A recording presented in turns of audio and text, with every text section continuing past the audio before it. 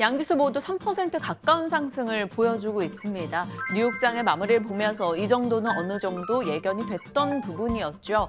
상승의 온기가 좀 다양하게 퍼져나가고 있는데 그 가운데에서도 코스피, 코스닥 모두 대형주 쪽이 훨씬 더 강하게 진행되고 있습니다. 앞서 언급이 나온 대로 쇼커버 관련해서 많이 눌려있던 종목들, 공매 잔고가 많았던 종목들의 탄력이 더 크게 진행되고 있는데요. 이러한 부분 짚어보면서 시장에 대한 종목 이야기까지 나눠가겠습니다.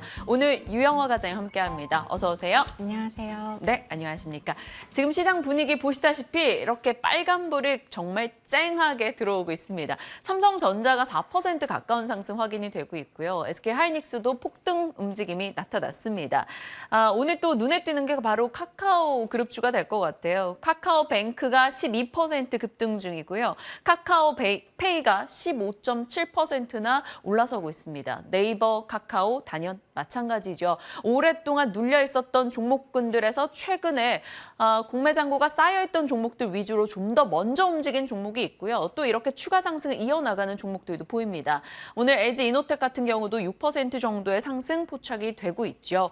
카카오의 8% 상승은 최근의 상승에 좀 시세를 이어갈 수 있는 분위기다 보니까 어떻게 해석해야 될지 더욱더 궁금해집니다. 자, 성장주부터 여러 종목들에 대한 전략을 지금부터 같이 챙겨가도록 하죠.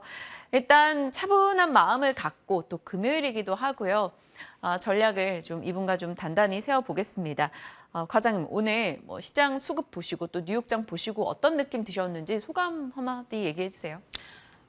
오늘 미국장 7% 상승하는 흐름이 나왔는데 제가 생각할 때는 이제 연준이 그동안 이제 과하게 좀 기준금리 올리는 게 아니냐라는 어떤 우려들이 있었는데 네.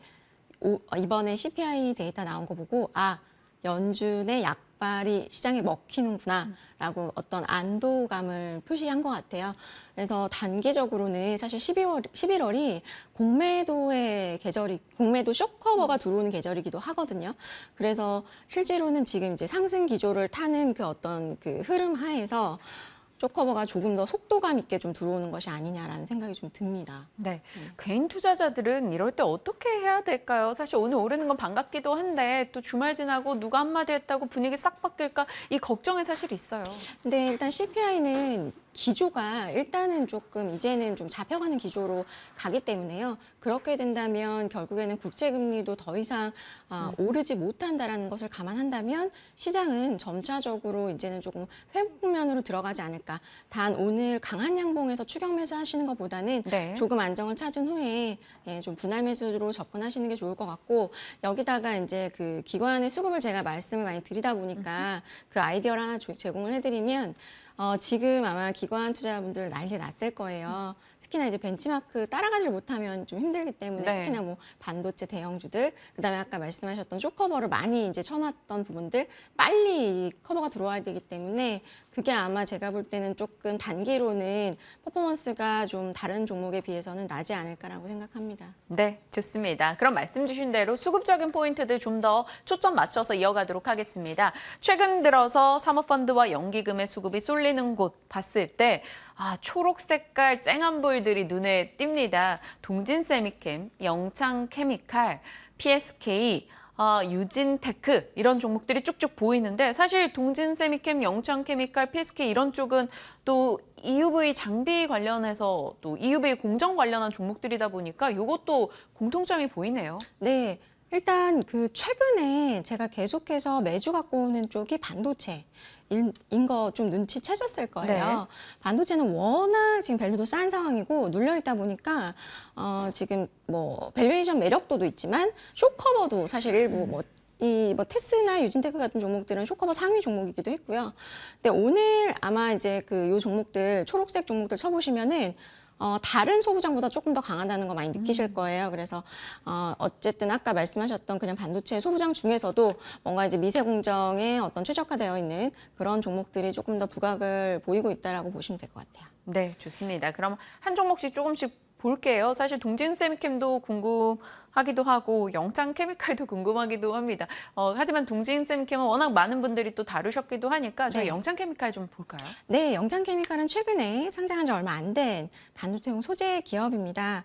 뭐 제품은 이제 포토레지스트 감광액 같은 거, 그다음에 유기 하드 마스크 뭐 이런 것들 하는데요. 뭐 보통 린스라고 합니다. 이런 것들을 하는데 특별히 이 회사가 최근에 주목받는 이유는 이제 EUV 포토 공정용에서 사용되는 린스를 개발 중인데, 린스라는 게 이제 반도체 공정에서 발생되는 이제 패턴 붕괴를 방지해주는 역할을 해준다고 보시면 되는데, 이게 이제 거의 외사가 독점 공급을 하고 있기 때문에 이제 국산화가 시급한 또 소재였거든요. 그런데 이제 국내 최초로 국산화에 이 EUV용을 이제 양산까지 들어간다라고 한다면 국내 최초 국산화 성공 기업으로 이제 등록이 되는 건데, 지금 현재 제가 파악한 바로는 해당 기업이 고객 사양으로 대형 메모리 기업 쪽에서 지금 퀄 테스트 진행 중으로 알고 있고요. 올해 연말 전에 퀄 테스트 통과에 대한 여부 확인이 될 것으로 판단이 되는데 좀 긍정적인 것 같아요. 그래서 뭐 연말에 만약에 결과가 잘 나온다면 주가에 또 긍정적인 영향을 미칠 것으로 보기 때문에 여기에 대한 어떤 기대감, 특히나 이제 그 반도체 종목 같은 경우는 결국에 퀄 테스트가 들어가기 직전에, 그러니까 그 통과되기 직전에 어떤 기대감들이 상당히 많이 모아지고 있거든요.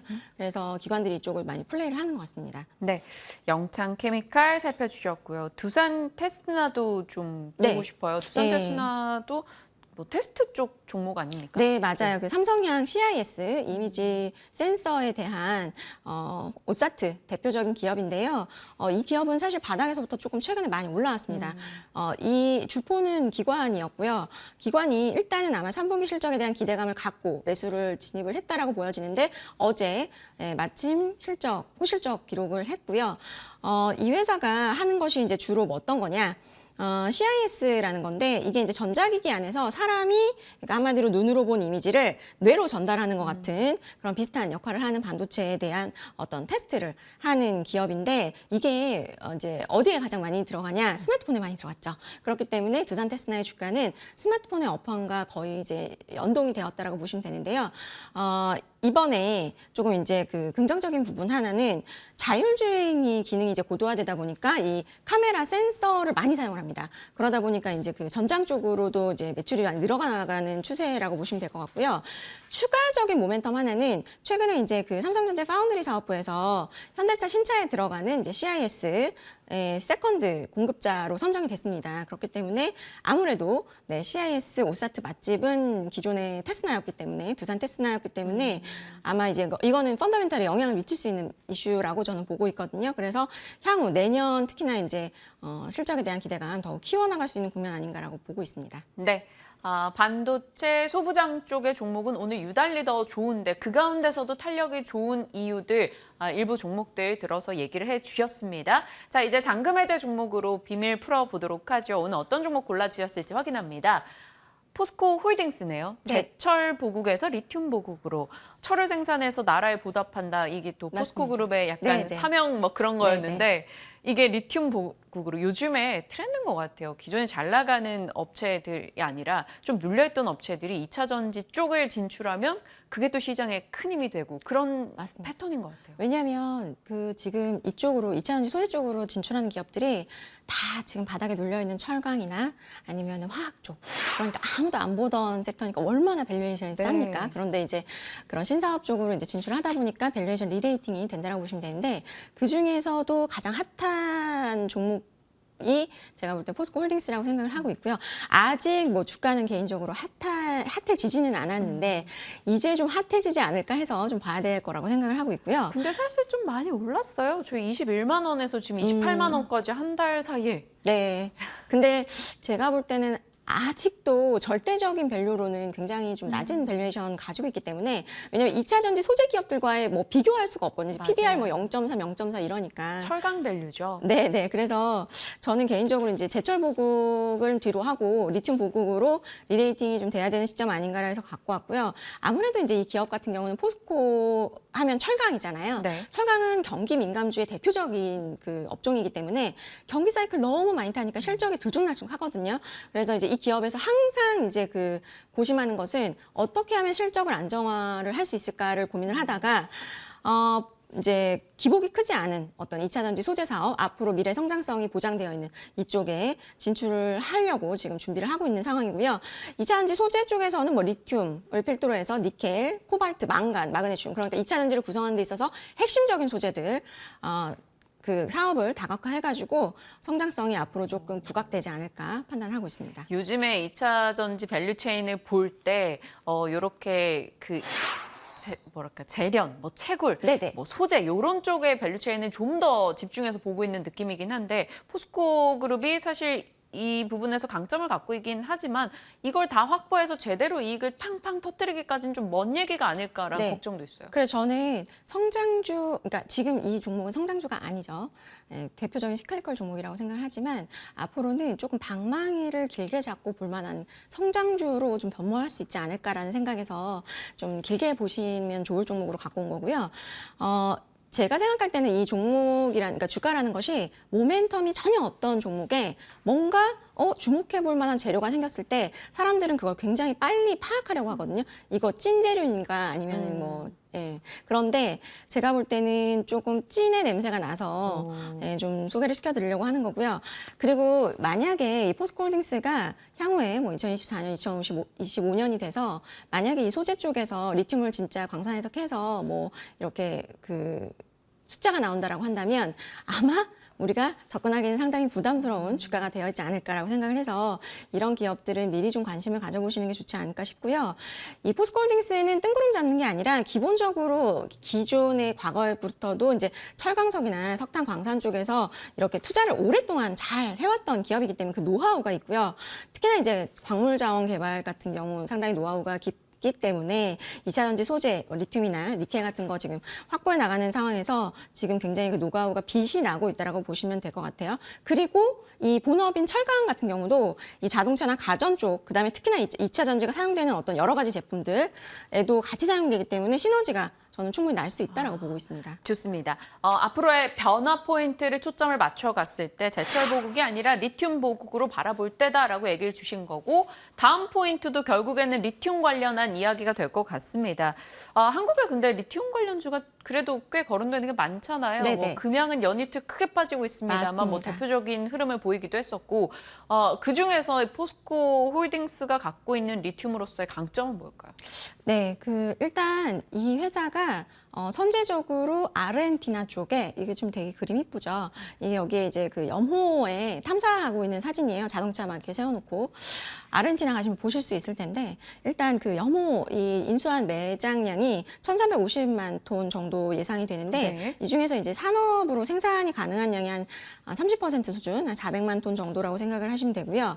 2028년도가 되면 이제 연산 10만 톤 정도가 될 것 같고요. 이걸로 40년간 운영이 가능합니다. 그러면 1년에 현재 통당 1억 원 정도가 되거든요. 워낙 가격이 많이 올라서. 그러면 단순히 계산해 보면은 연산 10만 톤 적용하면은 2028년이면 워낙 멀죠. 하지만 매년 이 아르헨티나 쪽에서의 발생되는 매출이 40년간 매년 10조 원 정도 금액을 추산해 볼 수 있을 것 같아요. 와, 그럼 리튬 사업에 대해서 앞으로 조금 구체적인 계획을 좀 짜둔 거라고 볼 수 있겠네요. 네네. 그냥 뭐 리튬 뭐 염호만 사놓고 그냥 기다리는 게 아니고요. 일단 지금 그 캡티브 마켓이 있죠. 포스코 케미칼이라는 팔 수 있는 캡티브 마켓이 있고 대규모 생산 계획 을 하고 있는 이제 리튬이나 니켈 같은 경우는 포스코 케미칼의 양극재와 음극재 제조 쪽으로 납품이 될 것 같고요. 뭐 이제 수직 계열화 가능한 상황이 되는 거고 이제 염호에서 아까 보신 그 아르헨티나 염호에서 탄산 리튬을 만듭니다. 네. 이거를 광양에서 수산 리튬으로 가공을 하고요. 이거를 포스코 케미칼 쪽에 이제 납품을 해주는 흐름이라고 지금 보시면 될 것 화면에 같아요. 보이는 이 그림이 맞습니다. 말씀해 주신 내용인 거죠? 네네. 그래서 수직 계열화가 잘 되어 있기 때문에 제가 볼 때는 이제 포스코 케미칼도 사실은 이제 수혜를 받을 수 있는 거죠. 예, 그 원가에 개선이 있을 수 있기 때문에 그래서 앞서도 말씀드렸지만 뭐 일단 그 염호에 대한 어떤 선제적인 투자가 있었기 때문에 이게 가능한 거고 수산화 리튬이 지금 사실은 시장에서 가장 핵심이잖아요. 이거 얼마나 지금 생산해낼 수 있냐를 보셔야 될 텐데 네. 지금 한 총 4단계 정도로 이렇게 지금 계획을 하고 있는데 지금 1단계 같은 경우는 뭐 2.5만 톤 정도 한 2024년도 4월에 예상을 하고 있고요. 그다음에 2단계는 2025년 하반기에 2.5톤. 그래서 계획대로만 지금 이제 착착 진행이 된다면 2026년도에 연 5만 톤의 수산화 리튬 포스코 케미칼에 공급할 수 있게 될 거라고 보고 있고요. 네. 뭐 총 나중에 2028년까지 가면은 연산은 10만 톤 규모, 아까 말씀드렸듯이 매출은 10조 정도 예상되고 있습니다. 네. 포스코 홀딩스에 대해서 오늘 첫 번째 종목으로 이야기를 주셨어요. 사실 최근 들어서 뭐 10월부터 조금 올라오긴 했습니다만 전체 차트 이렇게 주봉이나 월봉으로 열어놓으시면 이 종목이 어느 정도 밸류 평가를 더 받아야 되는지에 대해서 한번 좀 고민하게 되실 겁니다. 지금 28만 4천 원권 진행이 되는데 가격 라인 어떻게 잡으실까요? 네, 목표가는 32만 원 제시해드리도록 하겠고요. 손절가는 26만 원 제시해드리도록 하겠습니다. 그 가격에 도달할 때쯤 저희가 또다시 한번 AS를 해 나가도록 할게요. 첫 번째 종목 포스코홀딩스였고요. 두 번째 종목으로 가보겠습니다. 오션 브릿지 2차 전지 장비도 합니다. 제가 사실 오랫동안 방송을 해서 얼추 많은 종목들을 알고 있거든요. 네. 근데 또 오션 브릿지는 좀 생소하게 다가와서 네, 첫 번째 포인트 가보겠습니다. 찾아보니 반도체 장비 쪽 회사인데 지금 2차 전지 장비가 또 추가가 된 건가요? 네, 맞습니다. 이제 일단 반도체 장비나 아니면 소재 쪽에 했던 기업인데, 그래서 이제 반도체 업황을 많이 이제 그 사이클을 탔고요. 앞서 제가 포스코홀딩스 같은 경우는 조금 방망이 길게 잡고 중장기 종목으로 이렇게 보십사 말씀드리는 거고, 네. 이 종목은 조금 단기 이벤트성으로 모멘텀에 좀 집중을 하시면 좋을 것 같아요. 그래서 아까 말씀드렸지만 원래 반도체 소재와 장비하는 기업인데, 뭐 전구체나 뭐 이런 것들 특수가스 공급하는 기업인데 SK 하이닉스가 이제 주요 고객사라고 보시면 되고요.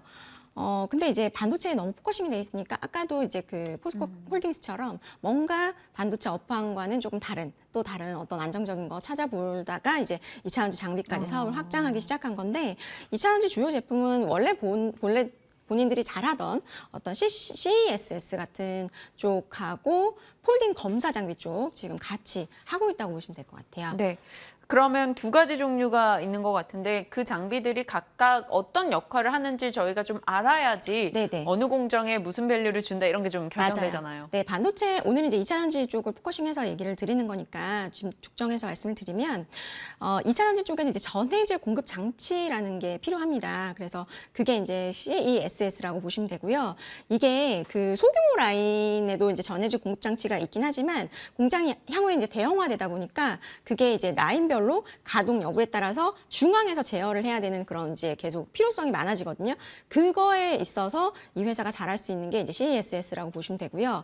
두 번째로 이제 폴딩 검사 장비인데 셀을 운반하고 검사해주는 장비라고 보시면 될 것 같고, 근데 이 회사는 지금 두 가지를 다 하잖아요. CESS도 하고 폴딩 검사 장비도 하니까 지금 프로젝트로 수주를 지금 받고 있거든요. 그래서 프로젝트당 수주 가는 금액이 한 450억이 있기 때문에 이 회사 지금 시총이 얼마 안 됩니다. 그러니까 사실은 그거에 따라서 매출 규모가 상당히 큰 비중이기 때문에 조금 모멘텀 받을 수 있지 않을까 보고 있고, CESS 장비하고 이제 아까 말씀드린 폴딩 장비하고 해서 지금 SK온 글로벌 쪽으로 입찰에 참여를 할 거고요.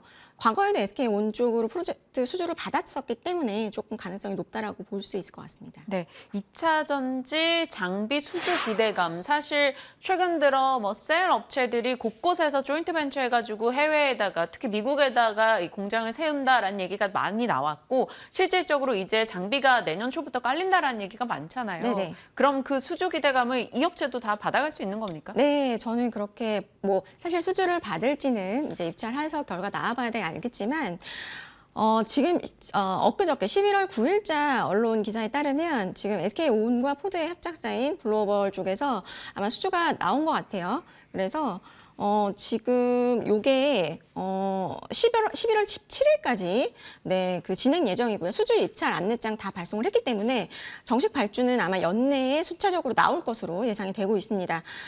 이전부터 말씀드려왔던 이제 장비주인 PNT도 아마 그 수혜주 중에 하나라고 보고 있는데 이 회사도 제가 볼 때는 추가적으로 좀 볼만한 회사라고 생각을 하고 있고요. 시장에서 많이 안 알려져 있기 때문에 아직 가격에 반영이 안 된 점이 저는 가장 포인트라고 보고 있고, 과거에도 말씀드렸듯이 SK온 향으로 프로젝트 수를 많이 받았었기 때문에 저는 충분히 가능성은 좀 보셔야 되지 않을까. 마지막 하나는 이게 제일 저는 중요하다고 생각하는데 네. 아까 앞서서도 반도체 소재를 SK 하이닉스 향으로 대부분 90% 이상 수주 받고 있다라고 말씀드렸잖아요. 근데 SK의 계열사라고도 볼 수 있어요. 지금 네. 주배 구조를 제가 한번 보여드리면 네. 예, 이렇게 지금 가장 상단에는 SK가 있고 또 이 합작 회사들을 통해서 이 회사 지분을 보유하고 있기 때문에 팔은 좀 안으로 굽는 측면으로 생각을 한다면 네, 좀 약간 수주에 대한 기대감 좀 가져봐도 되지 않을까라고 보고 있습니다. 네. 그리고 뭐 지금 살펴보니까 LG 엔솔 관련해서 좀 모멘텀 얘기가 나오는 것 같아요. 예. LG에너지 솔루션도 뭐 사실 캐파 증설에 굉장히 이제 적극적인 기업이기 때문에 잘 보셔야 되는데 LG엔솔 같은 경우는 지금 이제 중국이나 인도네시아 쪽에 기존에 또 납품을 했었습니다. 이 기업이. 그렇기 때문에 뭐 SK온 이외에도 LG에너지 솔루션도 한번 수주 받는지 눈여겨보실 필요가 있다라고 보고 있습니다. 알겠습니다. 7월경에 한 10,000원대였고요. 지금은 절반 정도 올라온 상황입니다. 오션브릿지 많이 눌려있다가 단기간에 좀 시세를 크게 줬는데요. 오늘 한 15,050원 가격 어떻게 설정하세요? 네, 일단 목표가는 17,000원 일차적으로 제시해드리겠고요. 손절가는 13,300원 제시해드리도록 하겠습니다. 1차는 지난 연말에 기록했던 고점입니다. 17,000원권 잡아주셨으니까요. 이 흐름 그대로 이어가주길 바라보겠습니다. 포스코 홀딩스, 오션브릿지 두 종목에 대한 전략 나눠봤고요. 유튜브 다시 보기 통해서 한 번 더 확인 가능합니다. 유영화 과장과 함께했습니다. 고맙습니다. 네, 감사합니다.